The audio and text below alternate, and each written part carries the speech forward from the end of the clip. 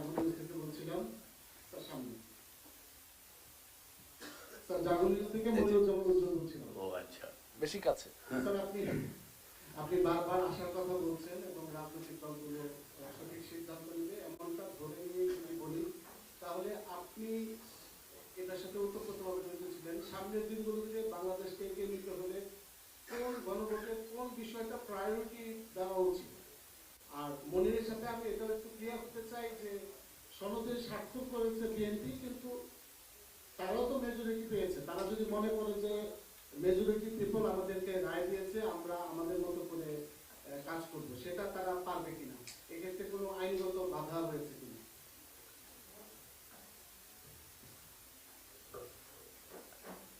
আইনগত বিবেচনার চেয়েও রাজনীতিতে প্রধান বিবেচনাটা আপনাকে রাজনৈতিকভাবেই করতে হবে।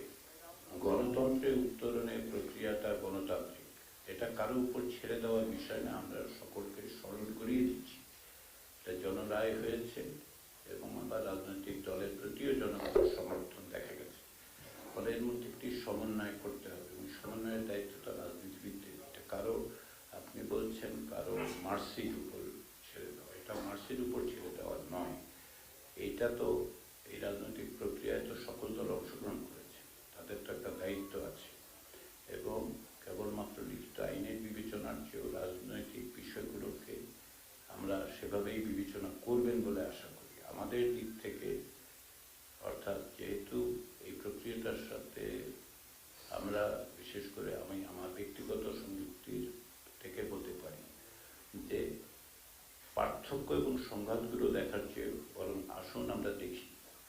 উত্তরণের প্রক্রিয়াটা খুব সহজ হয় না, পৃথিবীতে কোথাও হয়নি। গণতান্ত্রিক উত্তরণের পথ অত্যন্ত কঠিন হয়, কিন্তু আন্তরিকতা থাকলে, কমিটমেন্ট থাকলে সেই বাধাবিঘ্ন উতরে যাওয়া দুরূহ নয় এবং সেই চেষ্টাটা রাজনৈতিক দলগুলোর মধ্যে আছে।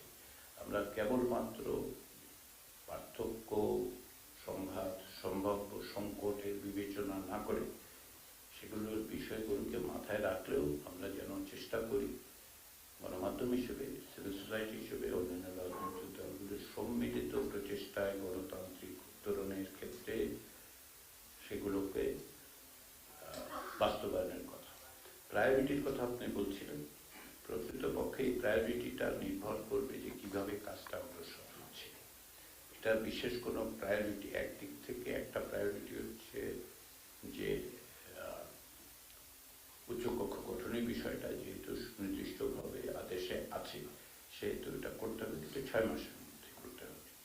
ফলে ওই 6 মাস ওই অর্থে আবার পুরোটার জন্য 180 দিনই বরাদ্দ আছে। ফলে প্রায়োরিটিটা নির্ধারিত হবে যারা এই উদ্যোগটা নেবেন, ক্ষমতাসীন দল এবং রাজনৈতিক দলগুলোর আলাপ আলোচনার মধ্যে দিয়ে এই বিশেষ একটি ধারা, একটি অনুচ্ছেদ, একটি পদক্ষেপ আসলে এইভাবে প্রায়োরিটি হিসেবে নির্ধারণ করা যাবে কিনা এ বিষয়ে ব্যক্তিগতভাবে আমার একটা সংশয় আছে। এগুলো একটা কম্পোজিট বিষয়, পারস্পরিকভাবে পরস্পরের সাথে সঙ্গতি রেখে কাজগুলো অগ্রসর করতে হবে এবং সেটা আমি মনে করি যে সংবিধান সংস্কার পরিষদ সেই কাজে অগ্রসর হবে এবং অবশ্যই জাতীয় সংসদ যেহেতু একই সঙ্গে দেশ শাসন পরিচালনা, বাজেট প্রণয়ন